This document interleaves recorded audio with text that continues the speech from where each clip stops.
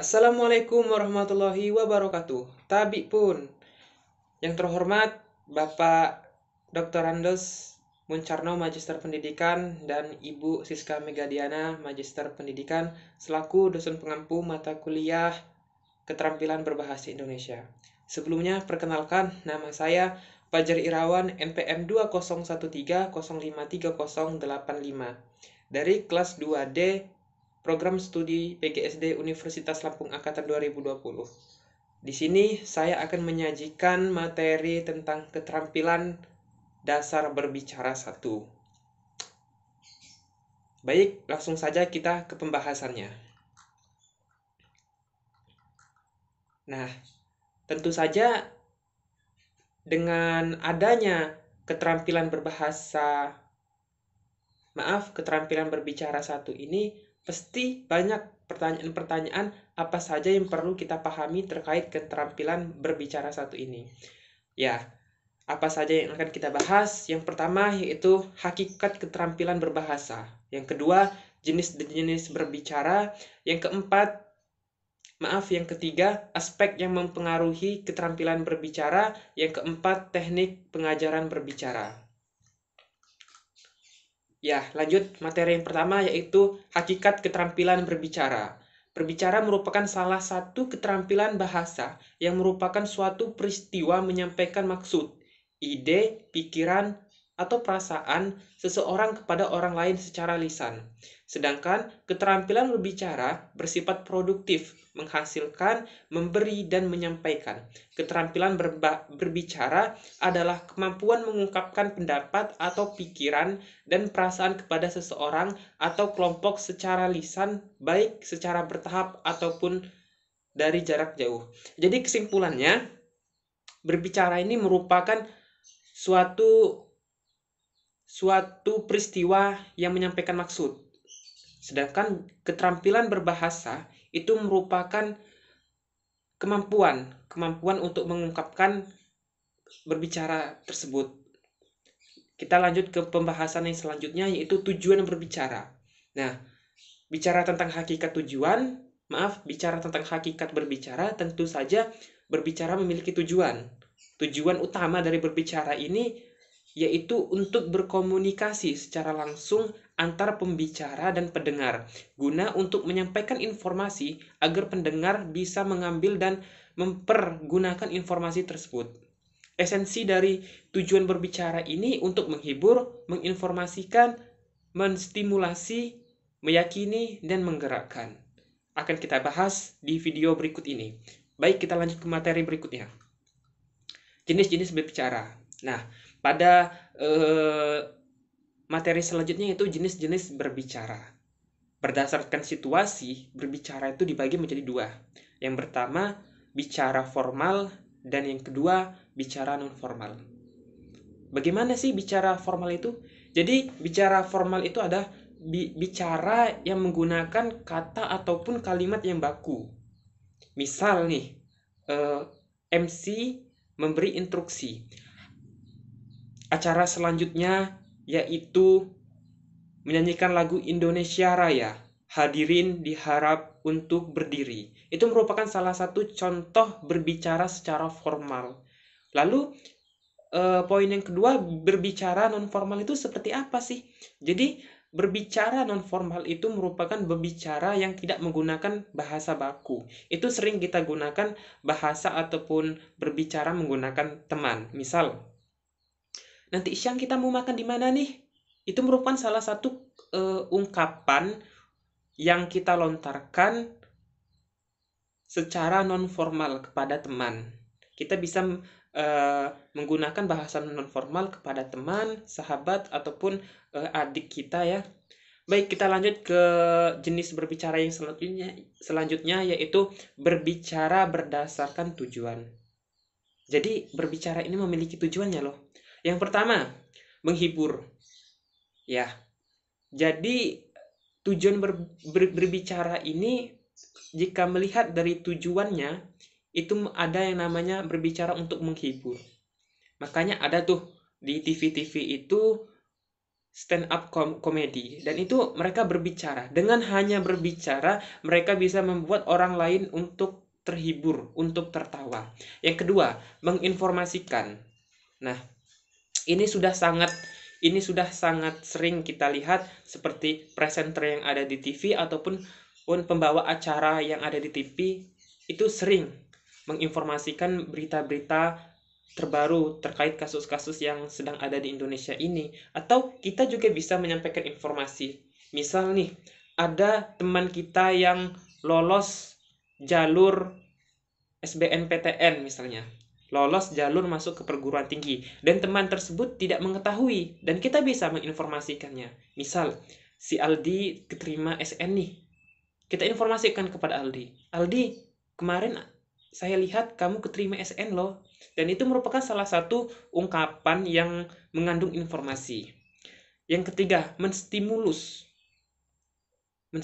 Jadi berbicara ini bisa mempengaruhi pemikiran seseorang untuk meyakini dan menggerakkan. Kita bisa memberikan ungkapan-ungkapan yang dapat merubah pola pikir ataupun tingkah laku seseorang dengan memberikan stimulus, seperti memberikan motivasi kepada seseorang ketika seseorang itu berada di titik yang paling tersulit. Kita membicara, kita ajak curhat, kita berbicara, kita memberikan motivasi. Itu salah satu merupakan tindakan ya. Kita memberikan stimulus kepada orang tersebut untuk meyakini, untuk menggerakkan supaya orang tersebut bisa menjadi lebih baik lagi. Baik, yang jenis berbicara selanjutnya yaitu berdasarkan metode penyampaian. Jenis berbicara yang pertama yaitu berdasarkan metode penyampaiannya, yaitu yang pertama mendadak, yang kedua catatan kecil, yang ketiga menghafal, dan yang keempat naskah.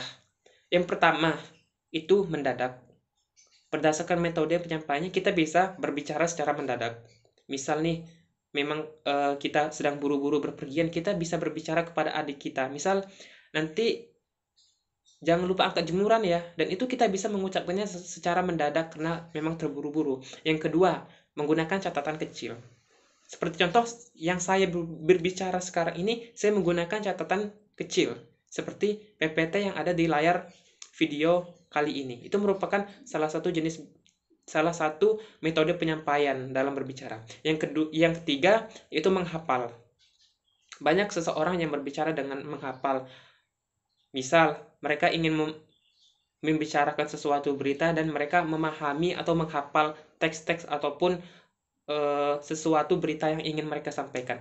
Yang keempat yaitu naskah. Berdasarkan penyampaiannya bisa menggunakan naskah. Biasanya contohnya ini seperti seseorang pembawa materi ataupun seseorang yang sedang berpidato itu bisa menggunakan naskah. Mereka menyampaikan ungkapan mereka melalui naskah. Poin yang keempat ya. Poin yang keempat ini berdasarkan peristiwa khusus. Yang pertama, pidato presentasi. Yang kedua, pidato jamuan. Yang ketiga, pidato perpisahan. Yang keempat, pidato penyambutan. Dan yang terakhir, yang kelima, pidato berkenalan. Yang kelima, yaitu jenis berbicara berdasarkan jumlah penyimak. Itu dibedakan menjadi dua, yaitu pribadi dan juga kelompok. Kita bisa berbicara berdasarkan jumlah penyimak. Misal nih, kita ambil contoh berdasarkan jumlah penyimak pribadi. Ini personal ya, personal. Misal nih, saya dan juga si Aldi ingin berbicara hanya berdua saja. Dan itu merupakan salah satu jenis berbicara yang dilakukan secara personal. Hanya dilakukan oleh dua orang. Dan kelompok itu contohnya seperti apa? Ketika kita sedang mengerjakan tugas kelompok ataupun sedang berdiskusi dan kita berbicara, menyampaikan pendapat serta informasi, itu merupakan salah satu bentuk berbicara berdasarkan jumlah penyimak, yaitu berkelompok. Ya mungkin itu jenis berbicara. Kita lanjut ke materi selanjutnya. Materi selanjutnya itu aspek yang mempengaruhi keterampilan berbicara. Ya, aspek kebahasaan. Yang pertama, ketepatan ucapan. Jadi, aspek yang mempengaruhi keterampilan berbicara itu yang pertama aspek kebahasaan, yang kedua aspek non-kebahasaan.